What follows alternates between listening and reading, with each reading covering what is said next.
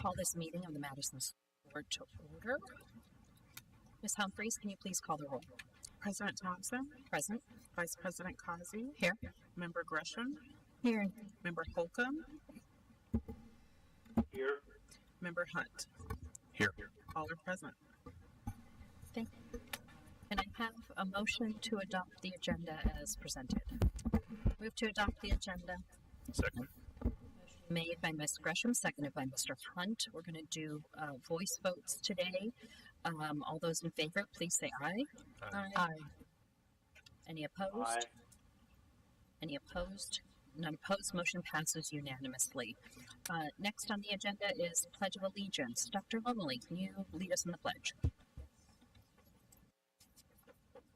I pledge allegiance to the flag of the United States of America and to the republic for which it stands, one nation, under God, indivisible, with liberty and justice for all.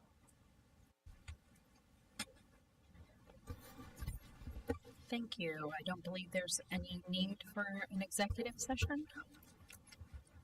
Next item on the agenda, number 3, communications and announcements. Superintendent's report. Dr. Guerin.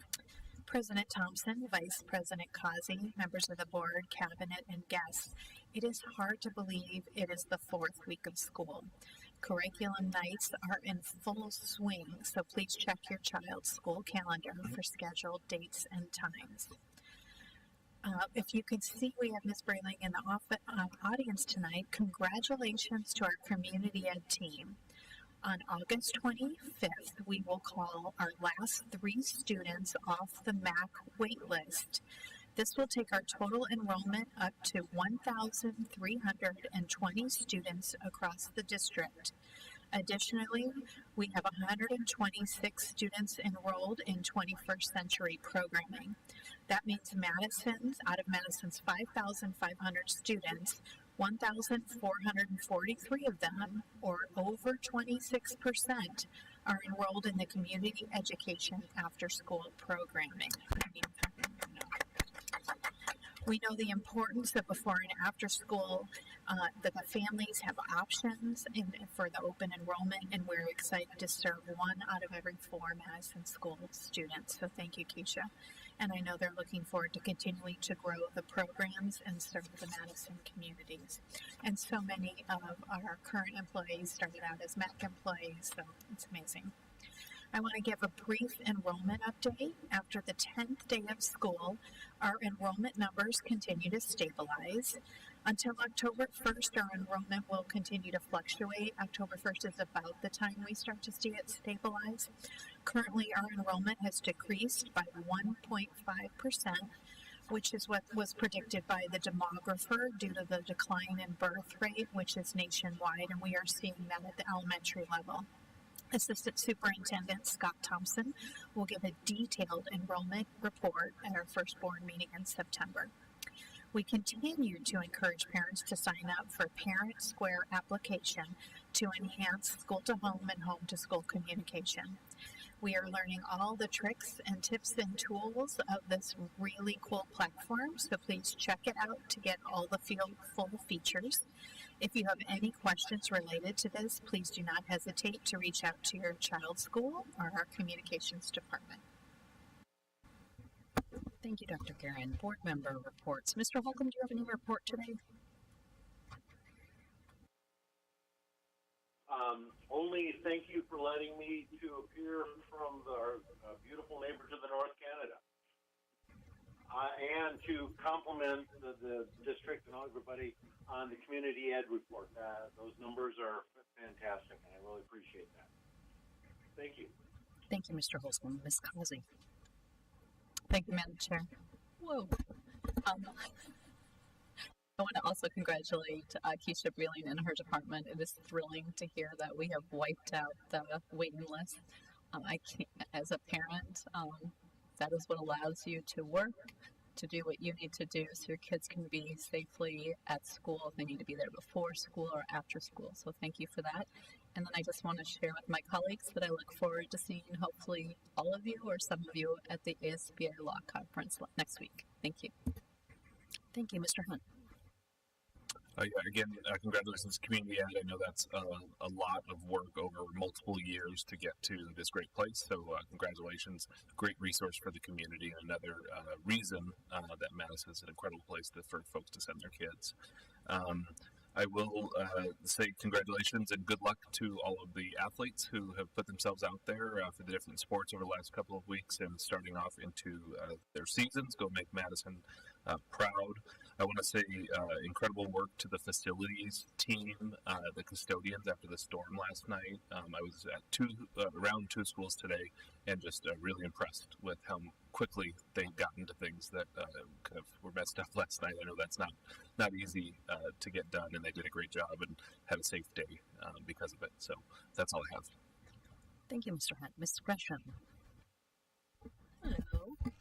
I will add on to the congratulations to the community ed department. I'll add on also, as Mr. Hunt mentioned, the sports, because we have lots of sports and other before and after school activities going on too. So that number's probably even higher that our kids are doing things before and after school. So thank you to all the teachers and volunteers and staff who also do all those extracurriculars. And Mr. Hunt and I got to go speak at the Madison Heights PTO meeting. Was that last week?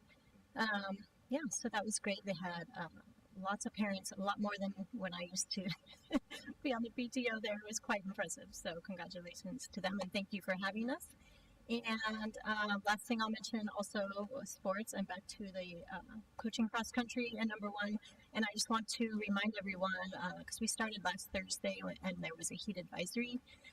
So we did do practice indoors, but just be careful, everyone out there, and make sure they're staying hydrated and be careful in this heat. Thank you. Thank you. I just have a brief echo the comments made by my fellow board members.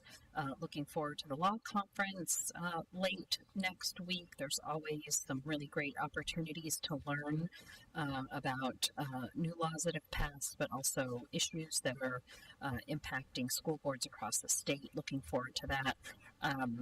Congratulations to the team on having everyone off the wait list. That is such a huge it makes such a difference to parents and families to know their kids have someplace safe to go after school. So thank you for doing that. And then finally, want to give a shout out to our communications team. I think it's really great that you've done the introductions to the principals on social media. The social media for the first day of school is really great. And then also just a flag for people's calendars. We've got a couple of Discover Madison tours coming up in November. I know that seems a long way away, but I think we'll blink and they will be here on November 7th. I'm looking to make sure I have these dates right. On November 7th is the elementary tours, kind of kindergarten roundup. And then on November 14th, we have the Discover Madison Middle School tours. I've already got some questions from people who are interested in that second tour. So we'll be looking forward to the work we do in promoting both of those for families who are interested. Next item on the agenda is call to public. Pursuant to board policy, time has been set aside for a call to the public. This is an opportunity for individuals to address the entire board in a public setting to express their views or concerns.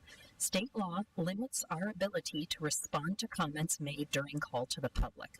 However, we do hear your remarks and ask that the superintendent follow up and to provide us with information regarding any issues that are raised. To keep us on schedule, each speaker has no more than 3 minutes. There's a box right there that will, the lights will flash to let you know how much time you have left. And when you're called up to speak, please proceed to the lectern. As a courtesy, you'll be notified in that box with a beep when your 3 minutes are up. At the end of your 3 minutes, we ask that you conclude your remarks. We have 2 speakers signed up today. The first is Natalie Carpenter, and then on deck is J.R. Gomez. Ms. Carpenter.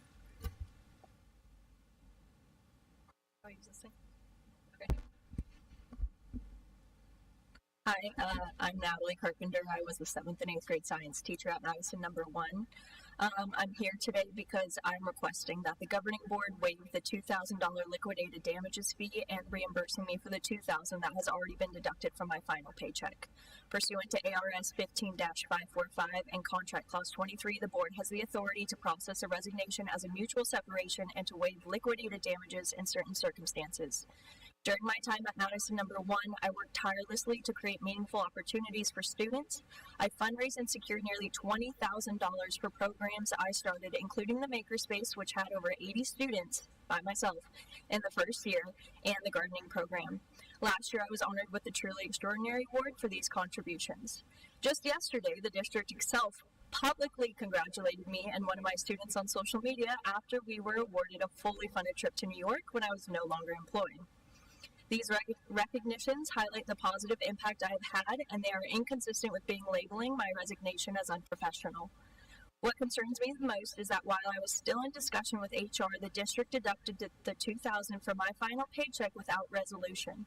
This feels less like the fair application of liquidated damages and more like a punitive, especially given the HR director, Dr. Lumley's own words. My classes have been covered by the in-house substitute, who is already paid by the district, and multiple strong candidates have already been interviewed, with Superintendent Gearing even referring a candidate herself. I respectfully ask that the board to exercise its authority under ARS 15-545 and Contract Clause 23 to process my resignation as a mutual separation, waive the liquidated damages, and reimburse me for the $2,000 that has already been deducted. Thank you. Thank you. Next is Mr. Gomez.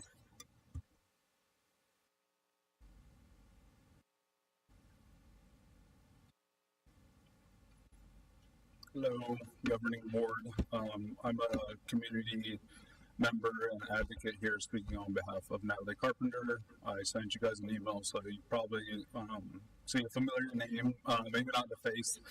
I have tried to support her in many different of these activities that she's mentioned before. I guess I'll keep it a little bit more short. I know that you guys have at length the statutes, and you guys can read them as you wish. But as an advocate, I think it would be in the district's best interest and the superintendent's best interest to, of course, use its authority to make sure that it's a mutual resignation. I think there was a significant mishandling of the resignation. I think that's pretty obvious. It should have been handled in a much more private manner. But of course, we're past that. And I think that if it was not to be approached in a more mutually beneficial way, then I think that we get into a situation where more of that private conversation is exposed, and I don't think that's a professional way to handle this. I also will say that I think that there is behavior in the district where individuals have taken into their own authority to handle this matter in a way where it goes against what you guys are appointed for. So I think that's pretty significant, something for you guys to look at. I know that you guys probably deal with the district members a lot more often, of course, than I do as a community member, but I think that if someone within the district or members of people in the district are approaching this in an authoritative manner, I think that's against what your appointment is for. So just something to keep in mind and make sure that I would probably recommend or request a review of the different members that were involved in this manner, and just take it a little bit more serious than it has been, and provide that communication in an open manner, preferably not in a public setting. So yeah, I'll rest my time. Thank you. Thank you, Ms. Humphries. Are there any other calls to the public? We have no additional calls to public. Thank you. Next item on the agenda is the adoption of the consent agenda. Is there any items to remove from the consent agenda? And if not, is there a motion to approve the consent agenda as presented? Madam Chair, I move that we approve the consent agenda as presented. Second. Motion made by Ms. Causey, seconded by Mr. Hunt. Again, we'll be taking a voice vote on this. All those in favor, please say aye. Aye. Aye. Any opposed? Motion passes unanimously. Item number 6, board policies for first read. Item number 6.1, Dr. Guerin. President Thompson, members of the board, cabinet, and guests, I'd like to turn this first read over to Dr. Lomeli. Thank you, Dr. Guerin. Madam President, members of the board, cabinet.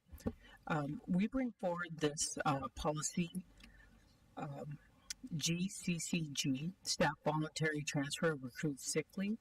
This program was discontinued years ago. And in our research, we discovered that it was never removed from our board policy. So we're bringing it as a first read to actually remove this policy because we are not, this program is currently not in practice. Thank you, Dr. Lomeli. Are there any questions from the board? Yes, Ms. Gresham. Thank you. I'm just curious what, like how long, I guess, I mean, you said years ago, but what has changed? Like, why did we stop doing this? Did the staff decide, they didn't want it, or what was this like? My understanding in researching this is that the program was discontinued due to budget reasons, and I think it was somewhere around 2008-ish where the program was discontinued. So it's been a minute or two. Yes, it's been a very long time. I see. Thank you. Any other questions? Okay, number 7, board policies for second read. I think we're going to take 7.1 and then we'll take 7.2 and 7.3 together. Item 7.1, Dr. Guerin. President Thompson, members of the board, cabinet, and guests, there's a plethora of policies under Section B that I didn't receive any questions or concerns from board members, so we have them all together in bulk as one item, but I'm happy to answer any questions on any of the policies. Thank you, Dr. Guerin. There's 49 policies listed here, making changes to Section B. I think we went through that crosswalk at the last meeting. Are there any other questions from the board on this item? Hearing none, is there a motion to approve item 7.1, the changes made to board policies Section B? So moved. I will second. Motion made by Mr. Hunt, seconded by Ms. Gresham. All those in favor, please say aye. Aye. Aye. Aye. Any opposed? Motion passes unanimously. Items 7.2 and 7.3, Dr. Guerin. President Thompson, I will turn 7.2 and 7.3 over to Deputy Superintendent Marshall. Thank you, Madam President, members of the board, and members of cabinet. There are no changes from the first read that we had for either of these policies.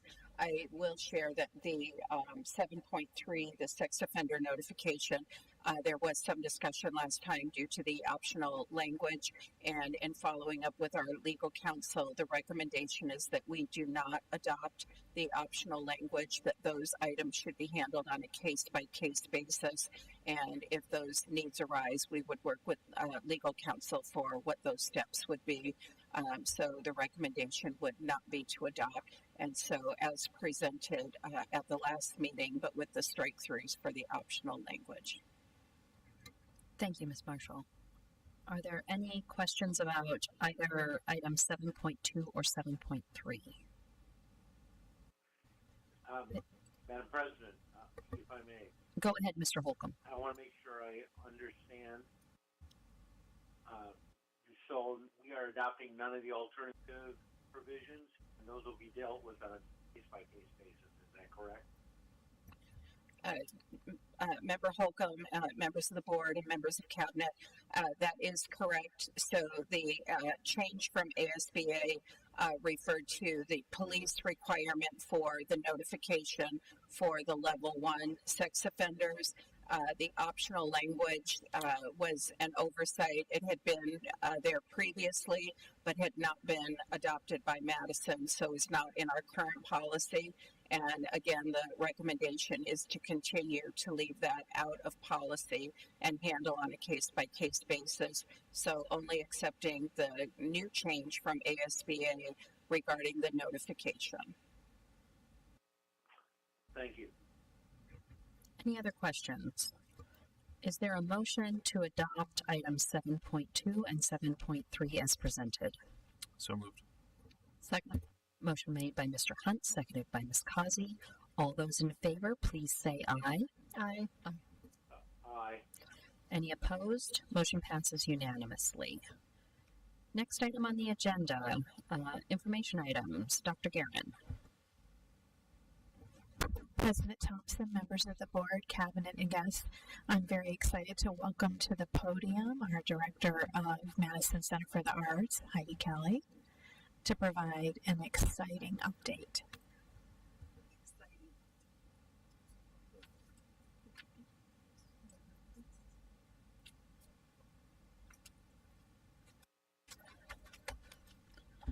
Good evening, everybody, members of the board. Welcome to the exciting update from the Center for the Arts. So I prepared a recap from last season and then some things that we're doing coming up this season.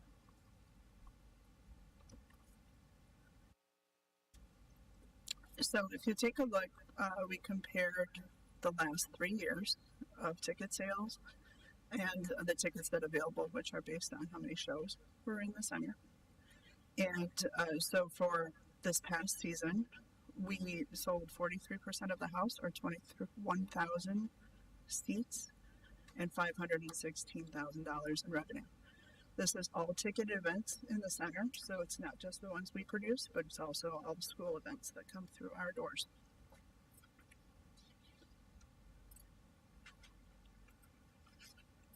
The next slide is the presented series, which are the ones that we just produce ourselves. And as you can see, there are only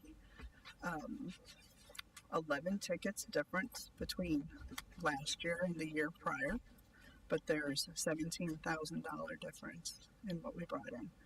So we're getting about the same amount of people, but they're wanting to invest and they're excited about what's happening. So we can see that turnaround, that change is starting to happen with our programming. Any questions on that, on numbers? Lots of numbers. Our zip codes. So I know last time I showed some zip codes of where we were attracting our audience members, and so I did the same thing comparing last year to this past year. And as you can see, we've lost a little bit of the north, mostly the Scottsdale area, that has not returned, but we are gathering many more people in the south. Places like Tempe, Tolson, South Mountain, and even we're stealing some people from Chandler, from the Chandler Center for the Arts. They're starting to come over, so that's a good sign.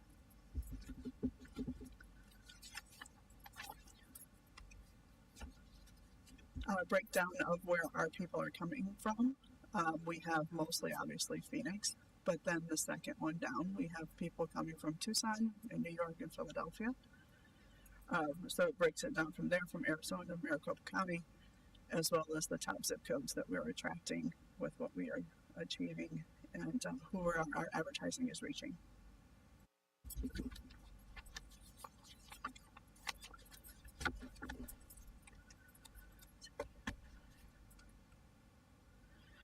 So we had our first summer camp this year, June 19th through the 13th. We had 52 campers registered.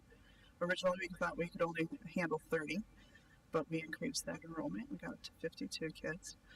We had 2 counselors come in from the North Carolina area to teach our kids for the week.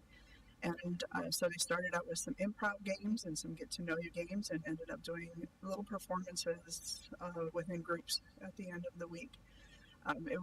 We thought it was very successful. We learned a lot from it, but we think we're probably going to do another one next year. I stopped by while they were in camp that first week, and it looked like everybody was having a lot of fun and very engaged. So it looked successful from the perspective of somebody dropping in as a fly on the wall. Yeah, I think it was a lot of fun, and we had lots of kids come and go. I think they liked that too because their parents were dropping them off for a little bit, but they were also being enriched each day because of the way the counselors had structured the camp, that even if they weren't there every single day, they could still get a lot out of that camp. So coming up for this season, as you can see, this is our presented series coming up for this season. Michelangelo Koza, who is on our staff, designed all the original concept art for all our shows this year, so you'll see that throughout the center.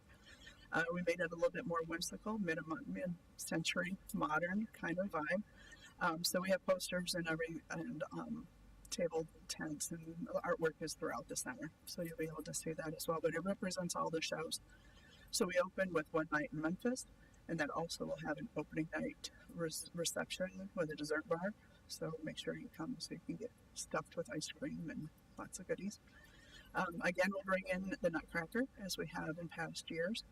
The Buckets and Boards is a percussion show, and so they also perform on the Disney Carnival cruise lines. So it's meant to be very family friendly and extremely fun for kids.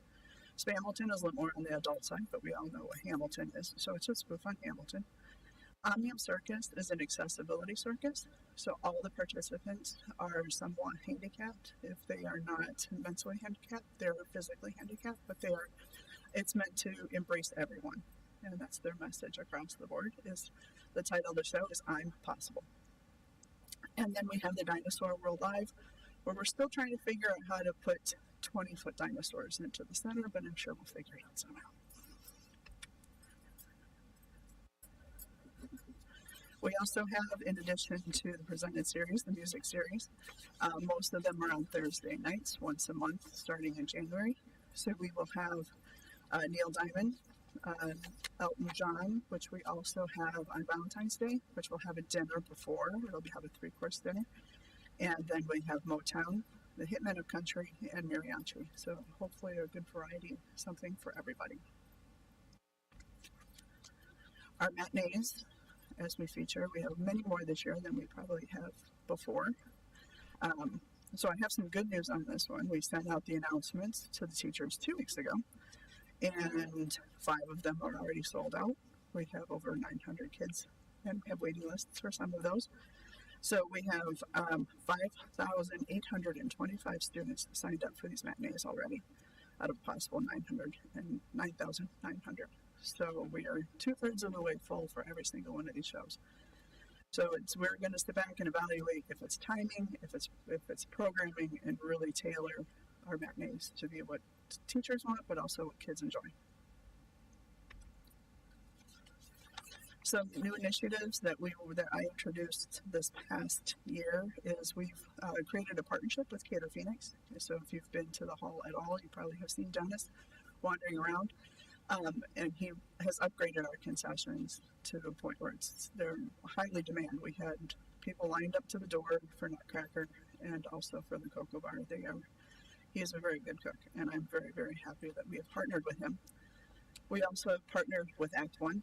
So to fill in seats from the matinees that don't sell, we are opening those up to homeschools and other district so that they can bring in. We'll make a little bit of money off of those, but mostly it's to get more people involved in being able to see at an affordable rate our shows. New ticketing platform. I'm sorry Scott's not here because I know this was his thing when he first started. He wanted to make sure I got rid of Ticketmaster, and I have. So Audience View is now in place. Everything will go on sale September 2nd, and you will notice a very big difference when you go to our ticketing page. It doesn't even look like you've left our website. We've been able to keep our branding and utilize a lot more customization and personalization on our ticketing page, so it must be much more friendly and hopefully a lot less complaints. And then we also have a liquor license sponsorship program. So last season, the foundation, we partnered together to have our liquor license, and it was not exactly their favorite thing to do. And so what we have done, we've talked to Molly and we've talked to her board, and what we're going to do is offer sponsorships for other nonprofits to be able to come in, be community partners. They will be the sponsors of our liquor licenses throughout the season and be able to hopefully cross-advertise, promote, bring some new people into the building. I already have 4 nonprofits that are interested, all in varying different kind of service industries. So we think that this is probably going to open some doors for us in engaging some other nonprofits as well. So the big one is this one. We're in the process of creating the Madison Cabaret. and being able to have almost a black box theater. So we're going to convert the studio into a usable space. There'll still be a multi-use space. So we will still be able to have chorus and rehearsals and meeting spaces, but we're also having a portable theater, a portable stage, some lighting put in, and having smaller intimate events, more like 75 seats, recitals, stand-up comedians, late night music, those kinds of things will go on in the cabaret. It'll be another revenue generator, but it'll also give us a whole different demographic to reach through those kinds of programs. That's all I have. Anybody have any questions for me? Thank you so much. Questions, Ms. Causey? Thank you. Thank you for that awesome report. Quick question about, I love these. This is one of my favorite things in the whole wide world. Visit code maps. Love it. Can you talk a little bit about, so we lost Scottsdale a bit, but looks like we have some Arcadia growth. Is it because, I mean, it's probably a programming issue. And if I recall, we had the ballet maybe in the previous year. Can you walk me through why you think that was it programming? What was it that maybe brought those Scottsdale residents in that we didn't have? Yeah, absolutely. So previously we were advertising in Phoenix New Times, and that is their heavy area to advertise in. And so they do a lot to try to cross traffic with Scottsdale Center for the Arts, thinking that we were compatible with that area. And that's not necessarily the case, and I have moved our advertising dollars to somewhere else, thinking that we needed a broader scope in the community for that. We are still bringing in just as many people, but I believe that's probably why they're not reaching us, is that we've stopped trying to compete with the Scottsdale Center for the Arts. Yeah, absolutely. Other questions or comments? Mr. Holcomb, did you have any questions? Yeah, I have a couple of questions and comments. One, by the way, I had your presentation up while you were talking, and I want to congratulate you. When we started the Madison, there was a vision to really make it a more than just a school theater, but also to really focus on community and education as well. And I think the mix and the initiatives you've put forward are really starting to have that vision come true. And I'm extremely happy with all of it, including getting rid of the Great Satan Ticketmaster. And I'm very much looking forward to getting my tickets on September 2nd. I also want to echo one thing you said, too, about the catering. I've had the barbershop event there, and we used the catering, and it was great. People really liked it. It worked very well. They were extremely accommodating. Some special requests we made, as has your staff. I got the comments back from the Barbershop Society that how better it was working with the Madison and the people at the Madison than it was at other locations. And that's a huge testament to your people and to yourself in moving this forward. And I really couldn't be happier. Thank you. Thanks. Yes, Ms. Gresham. Thank you. I just want to clarify, because you mentioned, not too far. So you mentioned the first numbers, that was signups just within Madison schools? Okay, because then you mentioned the rest will be opened up to the other schools. We will make sure our kids get first dibs, and then we open it up to whatever seats are remaining. Okay, great, thanks. Any other questions? I want to congratulate you. That zip code map is so much fun, but then the next slide that shows ticket sales by location, I think it's so interesting to see that we're not just drawing from Maricopa County, that people are driving in from Pinal County and Pima County and, Yavapai and Coconino, but then we're obviously drawing some snowbirds from Pennsylvania and Tennessee and Illinois. So really wonderful that you're able to dig in to the information in that way. Also want to echo that I'm so glad that not only can we lean in on these shows to bring in more of the community and those partnerships with nonprofits as well, but we're still focused on making sure that our students get a benefit from that as well. And I love that you frame them as matinees for kids to get involved and to be able to really see shows.